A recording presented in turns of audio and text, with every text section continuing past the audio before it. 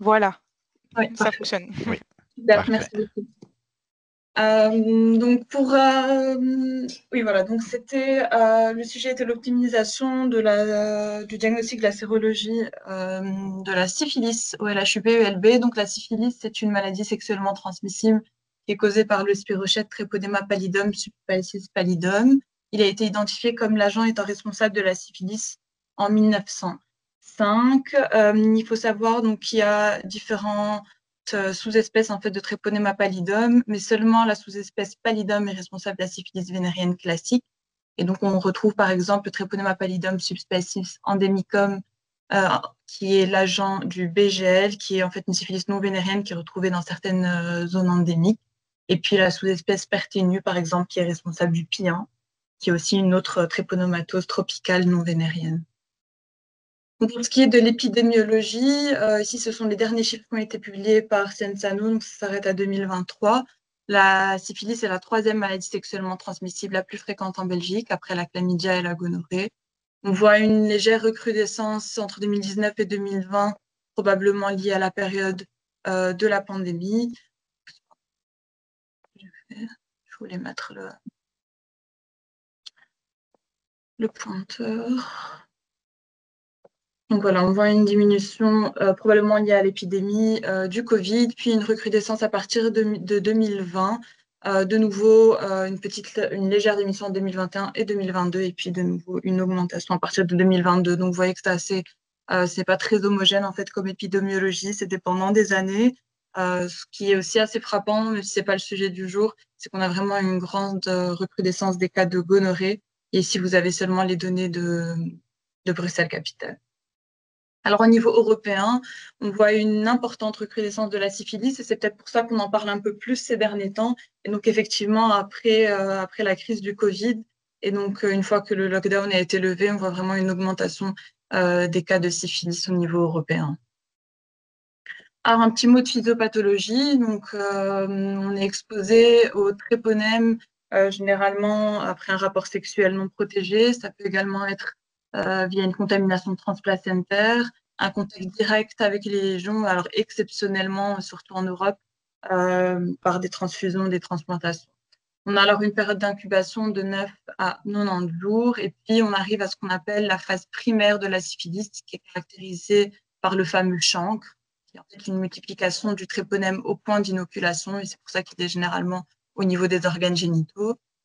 C'est une ulcération qui est superficielle, qui est indolore et qui cicatrise assez vite, en 3 à 5 semaines. Et en fait, chez certains patients, ça passe complètement inaperçu. Euh, et donc, ils viennent généralement plus tard, lorsque la syphilis est dans le stade secondaire. On verra ça un peu plus tard. Alors, il y a également des contextes d'adénopathie, mais ça, c'est un peu moins spécifique. Et alors, évidemment, des localisations extragénitales, donc au niveau buccal ou au niveau anal, dépendant du contexte du rapport sexuel non protégé. Et puis, dans les 6 mois post-infection, on passe à ce on parle alors de syphilis secondaire, qui est une phase de dissémination septicémique où le principal symptôme sera une éruption cutanée. En fait, c'est souvent décrit au niveau du tronc, au niveau de l'abdomen. On aura des plaques muqueuses, souvent au niveau de l'avant-bras ou des paumes des mains ou des pieds. Et alors, de nouveau, beaucoup moins spécifique, un syndrome pseudo-grippal ou des polyadénopathies. Et puis, 6 mois, donc après, quand l'infection date de plus de 6 mois, on parle alors de syphilis latente, soit précoce, soit latente tardive, en fonction d'à quel moment apparaissent les symptômes. Alors, quels symptômes? Soit dans certains cas, on peut de nouveau avoir des symptômes de cette phase secondaire, donc souvent avec un rash qui va apparaître plutôt dans l'année et pas dans les 6 mois après l'infection. Ou alors, on parle oui, donc ici, cette phase-là, c'est une phase qui est asymptomatique, effectivement, sauf si on repart vers la phase secondaire où là, on aura un rash. Et en fait, c'est une phase où le tréponème est quiescent et donc ça va juste entretenir en fait la synthèse d'anticorps. Et on aura des périodes subaiguës qui vont être entrecoupées d'intervalles asymptomatiques. Et donc ensuite, après cette phase-là, arrive la phase, enfin, pas la plus importante, mais la plus dangereuse, qui est la phase tertiaire de la syphilis, qui évidemment n'aura lieu que si la syphilis n'a pas été traitée. Il faut savoir que chez certains patients, le chancre disparaît très vite et en fait, ils vont jamais développer ou alors ils vont laisser passer inaperçu ce rash cutané ou ces adénopathies. Et donc, en fait, on aura une phase de quiescence qui peut aller de 10 ans à plus. Et puis, ils vont arriver avec des symptômes qui seront plus systémiques, avec notamment des lésions sclérosantes ou cutanéo-muqueuses qui sont très profondes, des lésions osseuses, des lésions cardiovasculaires, neurologiques avec la neurologie ou oculaires. Et la prise en charge est beaucoup plus compliquée que si on avait détecté la syphilis en phase primaire et traité à ce moment-là. Alors, quels sont les patients qu'on teste justement? Les patients symptomatiques, évidemment. Donc, tout patient présentant un chancre, un ulcère génital, des éruptions cutanées, euh, dans une étape secondaire, des dysfonctionnements des nerfs crâniens, des maux de tête chroniques, donc toujours dans cette idée de neurosyphilis. Mais il y a également toute une série de patients asymptomatiques qui sont testés, notamment les femmes enceintes pour éviter la syphilis congénitale. Donc, ça fait partie du screening en début de grossesse, du screening sérologique en début de grossesse. Tous les patients sous PrEP, les hommes ayant des relations sexuelles avec des hommes, les patients connus séropositifs HIV et tout patient avec un comportement sexuel à risque, donc travailleurs du sexe. Donc, grosso modo, en fait, tout patient à risque d'infection sexuelle en général et pas seulement de syphilis, plus les femmes enceintes dans le screening de début de grossesse. Alors justement, ce diagnostic biologique, comment se fait-il? Il est principalement sérologique, avec des tests qu'on dit tréponémiques et des tests non tréponémiques. En fait, ils portent assez bien leur nom, puisque les tests tréponémiques sont basés sur la présence d'anticorps qui sont dirigés contre des antigènes spécifiques du tréponème qu'on va retrouver au niveau de la membrane du spirochète, tandis que les tests non tréponémiques vont être en fait dirigés contre des résidus cellulaires. C'est généralement des protéines lipidiques, donc du cholestérol, de la cardiolipine, donc qui vont être générés suite à l'infection et au phénomène inflammatoire. Et donc, on va avoir synthèse par le patient d'anticorps dirigés contre ces protéines lipidiques. Ces anticorps sont appelés réagines. Et donc, c'est aspécifique. Enfin, on peut dire que c'est aspécifique puisque finalement, c'est pas lié à l'antigène du tréponème.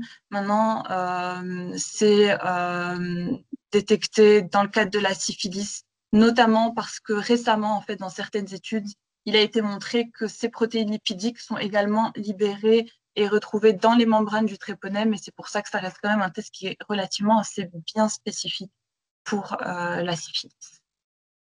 Alors, les lignes directrices en termes de diagnostic biologique européenne pour la prise en charge de la syphilis en 2020 donc donnent comme directive qu'il faut une association d'un test tréponémique positif et d'un test non tréponémique positif pour poser le diagnostic de la syphilis. C'est vraiment l'association de ces deux tests qui permettent d'assurer un diagnostic de syphilis. Un petit mot sur la cinétique des anticorps pour faciliter ensuite la suite de la présentation. Donc, c'est assez classique. On a une synthèse d'IgM généralement entre 10 et 15 jours après l'infection qui atteint un pic après 8 semaines et puis qui rediminue. Une synthèse d'IgV qui est plus tardive, en 3 à 4 semaines, qui, elle, va rester constante et en fait va constituer un peu la cicatrice sérologique de la syphilis. Et la particularité ici, c'est ce fameux test non tréponémique qui, lui, se positivera. En fait, ça s'est discuté un tout petit peu après le TPH, après le test tréponémique, pardon, ou avant. Mais donc, en tout cas, ce qui est le plus important à retenir, c'est que ce test non tréponémique va être corrélé à l'activité de la pathologie. Et donc, en fait, si on a un traitement, alors on va avoir une diminution et une négativisation de ce test. Par contre, s'il n'y a pas de traitement, alors il va rester positif, mais de manière assez stable, puisqu'on l'a vu tout à l'heure, la syphilis, c'est vraiment par des phases, on va dire, d'activité et des phases un peu moins actives. Et donc, évidemment, si on est en phase de quiescence, alors on a une synthèse d'anticorps, on a un test non tréponémique qui va rester positif, mais beaucoup moins, alors qu'il pourra réaugmenter si de nouveau on a une phase active de la maladie. Donc, les tests tréponémiques, quand c'est en IgG, se restent positifs à vie et les tests non tréponémiques sont corrélés à l'activité de la syphilis et sont donc essentiels pour évaluer une réponse au traitement. Alors, on commence par discuter un peu des tests tréponémiques. Il en existe plusieurs. Alors, les plus utilisés, les plus courants aujourd'hui, ce sont les dosages immunoenzymatiques par EIA ou dosages immunologiques par chémiluminescence, où en fait, ce sont des méthodes qui sont tout à fait automatisées en random access et où là, on va avoir un dosage d'anticorps totaux On a les tests d'agglutination des particules du Treponema pallidum, donc le TPPA, ou le test d'hémagglutination, le TPHA, qui est également un test utilisé en routine dans la plupart des laboratoires de biologie clinique. Et alors, on a ces deux derniers tests qui, eux, sont plutôt réservés au Centre national de référence ou alors au laboratoire un peu plus de recherche. Ce sont les immunoblots et les FTA, donc c'est un test d'absorption des anticorps fluorescents tréponémiques. Ce qui est bien avec ces tests-là, c'est qu'en fait, ils permettent de détecter les IVV des IVM. Et donc, en principe, permettent de détecter, si on n'a que des IVM positifs, une infection qui serait récente, à laquelle on n'a pas encore eu de synthèse d'IgG. Il faut également noter que le FTA, donc le test par fluorescence, est en fait le gold standard encore aujourd'hui dans la littérature, même s'il n'est quasi plus, en tout cas en laboratoire de routine, n'est plus utilisé et en recherche très peu. Donc, mais ça reste le test, le gold standard pour le diagnostic, pour la sérologie de la syphilis. Alors, quelles sont les performances analytiques de ces tests tréponymiques? Ici, j'ai repris les données d'une revue systématique de différents tests tréponymiques qui ont été approuvés par la FDA, qui date de 2020. C'est un très chouette article, très complet, et qui donne des chiffres en fait que finalement on retrouve dans d'autres articles. Et donc, il est, je pense, assez cohérent.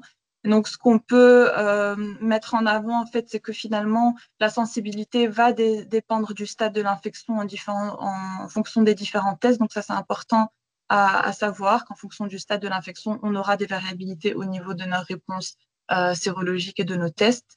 Et ce qui est d'un point de vue spécificité, le plus important à retenir finalement, c'est que le moins spécifique, ce sont les immunoessais.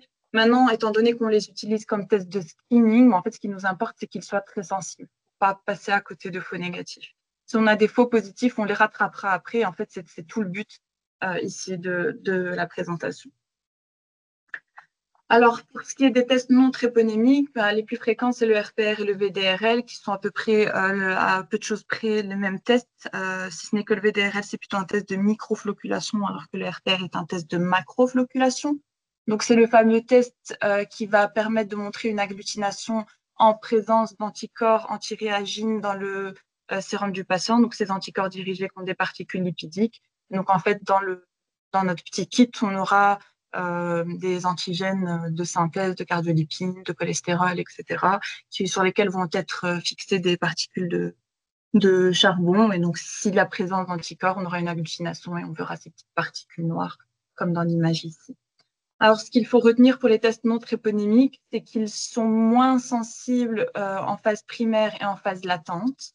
Donc, en tout début d'affection et puis en toute fin, si on veut, d'affection, ce sont des tests qui sont très peu sensibles et par contre qui montrent une très bonne spécificité. Il existe des faux positifs, par exemple dans le lupus, par exemple, où on va avoir aussi des anticardiolipines, dans des grosses infections, chez les patients HIV, puisqu'on est face à un test qui est dirigé contre des antigènes lipidiques. Maintenant, on n'aura jamais un résultat très positif. Et en fait, c'est assez simple à voir parce que c'est un résultat qui restera autour d'un type de dilution entre 2 et 4 et qui en fait stagnera sans contexte clinique. Donc, enfin, c'est assez facile, en guillemets, de mettre en évidence que c'est plutôt une réaction aspécifique ou en tout cas due à une autre pathologie. Alors, le diagnostic, le sérodiagnostic de la syphilis, c'est là que ça se complique parce qu'en fait, il est, comme on l'a dit tout à l'heure, il est basé sur des tests tréponymiques et non tréponymiques. Et donc, les guidelines veulent qu'on ait au moins les deux tests positifs. Et donc, en fait, il existe différents algorithmes. On peut commencer par l'algorithme traditionnel qui est le plus ancien, qui était avant utilisé, qui ne l'est plus du tout aujourd'hui. Pourquoi? Parce qu'en fait, on screenait tous les patients avec le test non tréponymique, la petite carte qu'on a vue tout à l'heure. Il faut savoir que c'est un test manuel qui prend du temps. Et donc, évidemment, dans les grosses routines aujourd'hui, dans les grands laboratoires, on peut se permettre d'utiliser ce test-là comme test de screening. Donc, en fait, on s'est tourné plutôt vers des tests de screening automatisés pour absorber la charge de travail. Et donc, ce sont des tests, comme on l'a vu tout à l'heure, qui sont très sensibles, un peu moins spécifiques. Mais donc, très bien comme test de screening, mais il faut évidemment aller plus loin parce qu'on ne peut pas simplement s'arrêter à un résultat positif au vu de la faible spécificité et puis des guidelines également, puisqu'il nous faut finalement ce test non tréponymique également. Donc, c'est ce qu'on appelle l'algorithme inverse. On fait d'abord un test automatisé tréponymique. S'il est positif, on fait un RPR ou un VDRL. Si c'est positif, ben, on s'arrête là, on a nos 2 tests positifs, on conclut à une syphilis. Par contre, si c'est négatif, alors ce qu'on fait, c'est un second test tréponymique qui va en fait venir confirmer ce premier test-là pour voir est-ce qu'on avait une réaction spécifique étant donné qu'on sait les limites en spécificité. Si le second est positif, alors on conclut à une syphilis, malgré que le RPR soit négatif, puisque le RPR est en lien avec l'activité de la maladie. Donc, il suffit qu'on soit vers une syphilis qui est non active ou traitée, et donc c'est plutôt une cicatrice sérologique à ce moment-là. Alors, il existe également un autre algorithme qui est proposé par le CDC, qui est, je pense, un peu moins utilisé en Belgique en tout cas, où là, donc, on fait un test tréponymique comme dans l'algorithme inverse, sauf que quand c'est positif, on ne fait pas d'emblée de RPR ou de VDRL. On refait un test tréponymique, et alors ce n'est qu'à ce moment-là qu'on va venir faire notre RPR. Donc, vous l'aurez compris, au LHUB, on travaillait avec l'algorithme inversé. Et donc, voilà un peu à quoi il ressemble au LHUB, en tout cas à quoi il ressemblait au début de ce travail. Et donc, on fait un test de screening avec l'Elixir syphilis CC sur les cobayes. On considère que le résultat est positif dès que l'index est supérieur ou égal à 1. C'est ce qui est mis sur l'insert du kit. Et donc, pour les positifs, on réalise un RPR. Si le RPR est négatif, alors on fait notre seconde méthode tréponymique, comme le conseille l'algorithme inverse. Si le RPR est positif, ben évidemment, on s'arrête là, on a confirmé la syphilis. Alors, cet algorithme, en fait, a montré des limites. La première, c'est que le nombre de tests de confirmation était trop élevé. Donc, effectivement, quand on se retrouve dans ce cas de figure-là, en fait, il suffit qu'on ait un positif à 1,2, on fait un RPR, le RPR est négatif, on fait d'emblée un TPPR. Et donc, la question, c'était pourquoi pas prendre en compte l'index. En fait, je reviens un peu sur ce que Sylvie disait tout à l'heure, et créer notre propre zone grise. Et donc, se dire que au plus l'index est élevé, a priori, au plus le test de screening est fiable. Et donc, la question, c'est à partir de quel index on fait un RPR. Le RPR est négatif et on s'arrête là. Donc, on considère que ce n'est pas une réaction spécifique de notre test de screening, mais plutôt une cicatrice sérologique avec un test tréponymique positif dont on est sûr et un RPR négatif. C'était la première limite. La seconde, c'est qu'en fait, il y a eu un assez gros défi finalement pour tous les laboratoires en fait, européens, c'est la réglementation IVDR. Et il faut savoir qu'elle a fortement impacté le diagnostic de la syphilis, on en entend assez parler dans plusieurs laboratoires. C'est que donc le test qui était jusque-là utilisé dans la plupart des laboratoires et au LHUB également, c'est le TPPA de Fujirebio.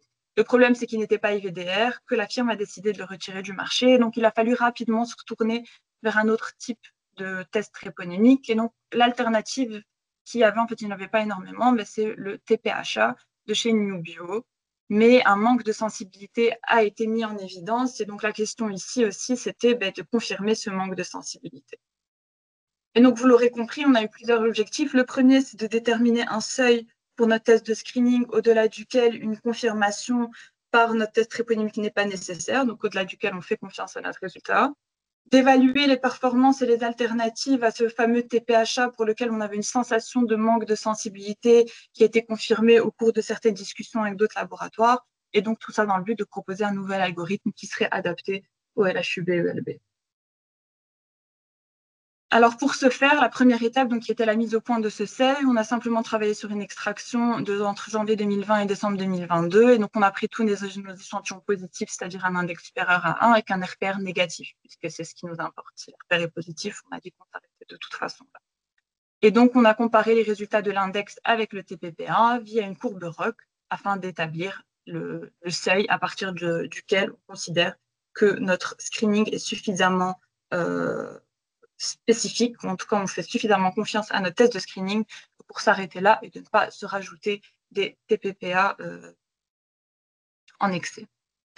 La deuxième partie était donc d'évaluer les tests de confirmation, donc les tests tréponymiques, c'est-à-dire d'essayer de trouver une alternative à ce TPHA sur lequel on avait des doutes, mais on voulait aussi confirmer nos doutes. Et donc pour cela, on a fait une étude rétrospective entre avril 2022 et avril 2023. Et donc tous les patients avec un screening positif, donc à partir de 1, ont été inclus dans cette étude. Et on a fait une analyse détaillée des dossiers médicaux via un comité d'éthique. Et donc, qu'est-ce qu'on a utilisé comme fameux test de confirmation? En fait, tout ce qu'on a trouvé sur le marché. Donc, le TPHA, qui est ce qu'on utilisait en fait déjà en routine malgré le manque de sensibilité qu'on présentés. Les immunoblots IgG et IgM, dont on a discuté tout à l'heure, et le fameux test de fluorescence, le gold standard, le FTA IgG IgM. Les deux tests ici étaient chez EuroIMMUN. Et donc, pour cette deuxième partie, on a travaillé sur différents axes. On a d'abord évalué la performance analytique par rapport à la méthode de référence, par rapport au FTA, pour calculer la sensibilité, la spécificité, la valeur prédictive positive et négative des deux autres tests, donc du TPHA et de l'immunoblot. On a évalué la sensibilité en fonction du stade de l'infection, puisqu'on avait accès aux dossiers médicaux, mais on a pu classer les patients entre syphilis primaire, secondaire, latente tardive, précoce, etc. On a fait une toute petite évaluation de réactions croisées sur 8 échantillons. Et enfin, on a évalué l'impact clinique du FTA et de l'immunoblot, c'est-à-dire qu'en fait, lors de l'étude des dossiers, il y a certains patients pour lesquels la conclusion diagnostique par l'infectiologue n'était pas sûre. Et donc, souvent, c'était à recontrôler dans quelques semaines. Voilà. Et donc, on a repris ces patients-là et on a redemandé à une infectiologue, docteur Agnès Lipois, si on vous avait donné, en plus du screening du RPR et du TPHA qu'on vous donne de toute façon, si on vous avait en plus donné les résultats du FTA et de l'immunoblot, est-ce que ça aurait changé la prise en charge? Est-ce que ça aurait amélioré peut-être simplement la classification au niveau du stade de l'infection? Donc voilà, cette dernière partie-là, c'est vraiment juste ça. C'est voir avec l'infectiologue, est-ce que l'ajout de ces tests-là sont une plus-value ou non pour votre prise de décision. Alors, les résultats qu'on a obtenus, le seuil, donc le fameux seuil obtenu via une courbe ROC, était pour un index supérieur ou égal à 30. Donc, pour tout échantillon pour lequel on a un screening avec un index supérieur à 30, même si le RPR est négatif, on s'arrête là et on considère que c'est une cicatrice sérologique. On a, avec cette courbe ROC, choisi en fait de maximiser la spécificité. On atteint 96%, puisque c'est le challenge ici. Pour ce qui est de la seconde partie, donc analyser les tests de confirmation, donc analyser l'apport de l'immunoblot et du FTA par rapport au TPHA, on a travaillé sur une cohorte de 93 patients. On avait des index qui allaient de 1,09 à 311, donc pour le test de screening. La cohorte comprenait 85 hommes et 8 femmes, donc 47% étaient hétérosexuels et 53% étaient des hommes ayant des relations sexuelles avec des hommes. 38% des patients étaient co-infectés par le HIV. Pour 79 patients, soit 85%, on avait un stade précis d'infection qui a été établi à la fin de la consultation avec l'infectiologue ou le médecin traitant. Et pour 14 patients, soit 15%, le diagnostic était incertain. Et donc, c'est sur ces 14 patients, justement, qu'on se concentrera dans la partie impact clinique. Alors, voici les résultats qu'on obtient. Les performances analytiques en comparaison du gold standard, donc du FTA. Je ne vais pas trop tarder, je voulais juste insister sur les résultats de l'immunoblot en IgM pour montrer la très faible spécificité. Donc, seulement pour les IgM. Pour les IgG, on avait une assez bonne spécificité. Et alors, surtout, pour le TPHA, en fait, on confirme cette sensibilité qui est beaucoup plus basse par rapport aux autres méthodes. Donc, on confirme notre sensation de manque de sensibilité du TPHA par rapport au TPPA. Alors, en fonction du stade de l'infection, donc ici, on a repris chacun des patients en fonction du différent stade d'infection. Et donc, de nouveau, on reconfirme ce manque de sensibilité du TPHA par rapport à l'immunoblot et au FTA. C'est dommage qu'on n'avait pas à ce moment-là le TPPA pour tester, il n'en restait plus nulle part. En fait, ça aurait été très chouette de voir la sensibilité du TPPA qui, je pense, à mon avis, était beaucoup plus supérieure, même peut-être aux deux autres ici. Alors, la petite analyse de réaction croisée, petite parce qu'on a vraiment seulement utilisé 8 échantillons. Alors, ce que je notais ici, c'est que donc, sur les 8 échantillons, on en a quand même 6 qui ont montré une réaction croisée avec l'immunoblot en IgM, ce qui confirme tout à fait en fait ce résultat très faible de spécificité pour les IgM, qui est finalement quelque chose de très connu en sérologie infectieuse, pas seulement pour la syphilis. Souvent, les réactions spécifiques sont au niveau des IgM. Alors, voici la fameuse étude d'impact clinique, si on peut appeler ça comme ça. Et donc, pour pas non plus aller trop dans les détails, sur les 14 patients pour lesquels il n'y avait pas de diagnostic sûr, ou en tout cas le diagnostic est resté douteux, si on avait fourni à l'infectiologue à ce moment-là les résultats de l'immunoblot et du FTA, on aurait pu rattraper 3 infections. Donc, 3 infections ont été manquées, le patient n'a pas été mis sous traitement. et on aurait pu permettre une meilleure classification pour 11 patients. Donc, si on revient à notre algorithme inverse, on s'est d'abord concentré finalement sur la première partie, qui est le test de screening, pour lequel donc, on a évalué un seuil de positivité. Donc, notre index était à 30, et en fait, ça a permis de réduire 80% le nombre de confirmations, c'est-à-dire 80% le nombre de TPPA et OTPHA faits par les techniciens. Et en fait, c'est vrai que la demande venait d'eux à la base. Ils disaient que tu avais énormément à faire en TPPA, en TPHA. Et donc, c'est de là qu'on s'est dit, est-ce qu'il n'y a pas une solution d'améliorer et de rendre ce processus plus efficient. Il y a une étude qui a été faite sur plus de 19 000 échantillons qui a également obtenu un seuil. En fait, ils ont fait, on a fait à peu près la même chose, c'est-à-dire évaluer une courbe ROC et donc établir une courbe de ROC et d'établir un seuil. Il tombe également sur un seuil à 30, également en utilisant le COBAS. Donc, c'est le même test, l'ELIXIR-CC. Et puis, on s'est concentré sur la seconde partie de l'algorithme qui est donc cette méthode de confirmation, ce second test tréponémique dans le cas où le RPR est négatif. Et donc, le but ici était d'évaluer les méthodes de confirmation qu'on avait à disposition sur le marché et voir est-ce qu'on ne pourrait pas améliorer, en tout cas remplacer le TPHA pour lequel on avait une sensation de manque de sensibilité. Et donc, on confirme effectivement ce manque de sensibilité du TPHA via cette étude. Elle a depuis été confirmée par d'autres études, notamment celle de Guttmann, on verra ça juste après. Et donc, il nous faut une alternative, ou en tout cas une meilleure manière de gérer. On a mis en évidence un manque de spécificité de l'immunoblotte en IgM, notamment via des réactions croisées qu'on a étudiées, mais sûrement aussi d'autres réactions aspécifiques pour lesquelles on n'a pas toujours de réponse. Et donc, on ne l'utilisera pas comme test de confirmation. Et ce qui est aussi important et ce qui est assez chouette, qui a été montré par cet impact clinique, c'est qu'on a vraiment un impact positif, clinique positif, lorsqu'on donne aux cliniciens le résultat du FTA en plus. Le problème du FTA, c'est que c'est coûteux et c'est très chronophage. Et donc, de nouveau, la décision était de ne pas l'utiliser comme test de confirmation. Donc, je vous laisse un peu en suspense parce qu'en fait, c'est juste, aucun n'est idéal. Un petit mot avant de passer à la suite sur justement ce manque de sensibilité du TPHA. Donc ça, c'est l'étude dont je vous parlais. En fait, les résultats sont vraiment criants. Donc au niveau de la phase primaire de l'infection, on voit que le taux de détection avec le TPHA est de seulement 13% contre 100% avec le TPPA de chez Fujiribio, donc qui était la méthode qu'on utilisait avant le retrait du marché. Et donc pour ce qui est des phases un peu plus tardives de l'infection, c'est un peu mieux, c'est 37%, mais de nouveau, c'est très en dessous du TPPA. Et donc, il confirme aussi cette tendance de diminution de la sensibilité par le TPHA. Alors, pour finir, voici ce qu'on a proposé comme nouvel algorithme adapté au LHUB-ULB à la suite de cette étude.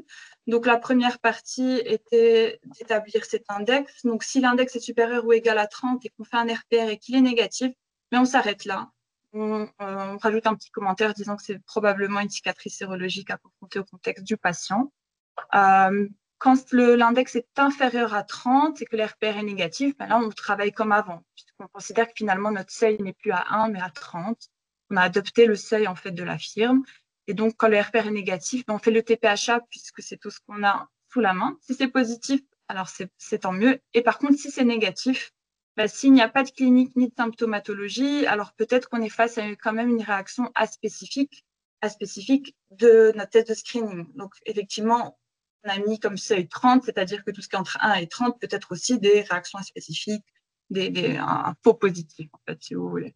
Et donc, on met d'emblée ce petit commentaire pour un peu attirer l'attention du clinicien et lui dire, écoutez, c'est peut-être juste un faux positif au niveau de notre test de screening. Il faut refaire l'analyse dans quelques semaines et notamment s'il y a un comportement sexuel à risque. Maintenant, dans le cas où il y a une clinique, une symptomatologie, mais qu'elle est douteuse, donc un peu les cas des 14 patients pour lesquels le diagnostic était douteux, mais alors là, ce qu'on propose aux cliniciens, c'est de faire le FTA IgG et IgM, mais seulement sur demande. Et donc, on ne le fera pas au LHUB-ULB, mais on l'enverra au Centre national de référence qui font le FTA. Donc, comme ça, on peut leur fournir un résultat complémentaire pour compléter leur prise en charge, étant donné qu'on a vu qu'il y avait quand même un vrai impact positif clinique lorsqu'on leur donne des résultats en plus, donc c'est FTA, IgG, IgM en plus, et c'est un peu notre manière de pallier au manque de sensibilité du TPH. Donc voilà, donc l'étape de confirmation supplémentaire sera réalisée au cas par cas. Alors, il y a des limites dans ce travail. La première, c'est que le seuil de positivité a été basé sur le TPPA, puisqu'il a été fait avant le retrait du marché, le retrait du marché du kit. Et donc, normalement, il faudrait revoir ce seuil de positivité en utilisant les résultats actuels, donc qui ont été évalués sur base du TPH. L'étude un peu plus clinique n'a été faite que sur une petite cohorte de 93 patients et on n'a eu aucun patient pour lesquels on avait seulement des IgM positifs, que ce soit en immunoblotte ou en FTA sans IgG. A priori, on n'aurait pas eu de patients en stade très précoce de l'infection. Ça aurait été aussi intéressant de voir un peu le comportement de la sérologie à ce moment-là. Alors pour conclure, vous l'aurez compris, donc le diagnostic de la sérologie nécessite une approche qui est intégrée, qui utilise une combinaison de tests sérologiques et c'est seulement comme ça qu'on peut essayer d'améliorer le diagnostic. Et donc on a essayé de répondre aux défis qui s'étaient posés à nous en adaptant l'algorithme inverse qui était jusque-là utilisé au LHUB-ELB, en établissant d'une part un seuil qui nous a permis de réduire de 40% le nombre de confirmations et en essayant de pallier au manque de sensibilité du TPHA en ajoutant une étape de confirmation par un FTA au cas par cas à la demande du clinicien. Voilà, merci à tous pour votre écoute et merci à toute l'équipe du service de microbiologie, à Siggy, à Delphine, à FID pour leur suivi tout au long de ce travail. Je ne sais pas si vous avez des questions.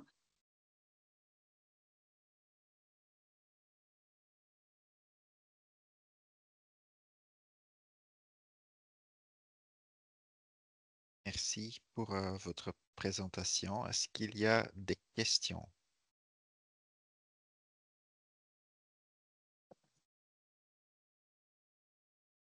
Bon, pour moi, c'était super clair, donc j'ai pas de questions. J'en doute pas. Afid a une question.